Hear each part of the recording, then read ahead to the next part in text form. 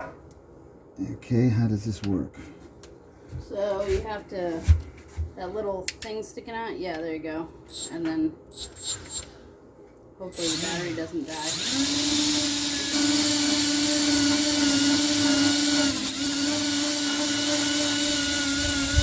Yeah, it's gonna take it.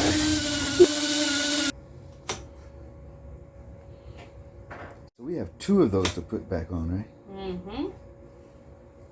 So does that mean there's 4 then? There's On the 2 boat? turbines. 2 on each side? Yeah, there's 4 on the boat.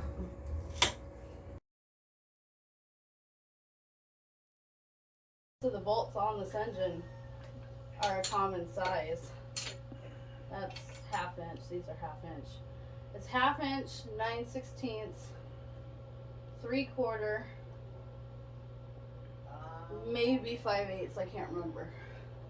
So 3 wrenches would take the whole engine apart. Yeah, anything. And the military really likes them. In fact, they still choose to use them to this day because this engine is one of the few engines that you can roll upside down and it stays running. Because being a 2-stroke, not nearly as feisty about that. That being said, they're terribly inefficient and they don't have that much power for their size. There's not that many mechanics that actually work on these engines anymore. In fact, I don't know anyone down here who does. So despite their inefficiency, yeah, there's a huge following. This engine is easily one of the diesels that's lasted the longest. Yeah. I mean, ever since 1938. Like, yeah. there's now you'll never see these in like newer commercial boats. You know, they're too inefficient. But you know, there's quite a following for them in terms of collectors. You'll see people like putting them in trucks and buses and, you know, like all kinds of stuff because they're cool. They are really kind of the real diesel. You know, the sound of a Detroit, you can tell it apart from any other diesel. So they're very well known in that sense. But what makes them kind of unique is they are a 2-stroke. It has to have air forced into it all the time to stay running.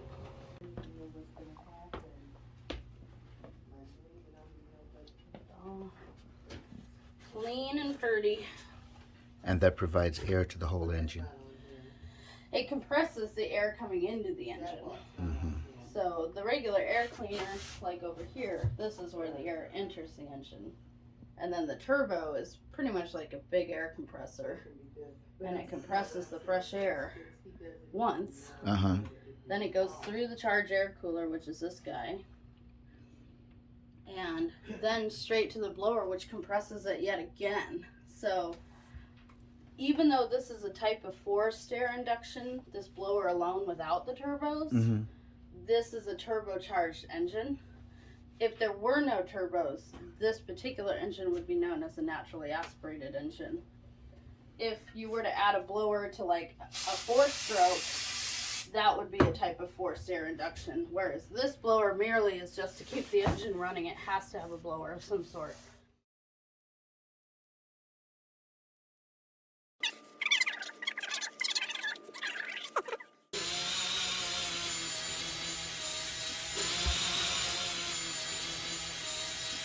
I think definitely had evidence of salt water going through it because look at the rust. Yeah. Rust on an air intake.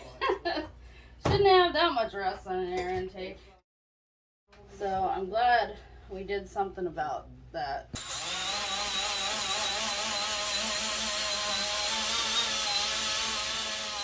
It kind of turned into, oh my god, the more we tear apart, the more we find. What started as a simple project has turned into kind of an overhaul almost. It gets a lot worse on a lot of boats. So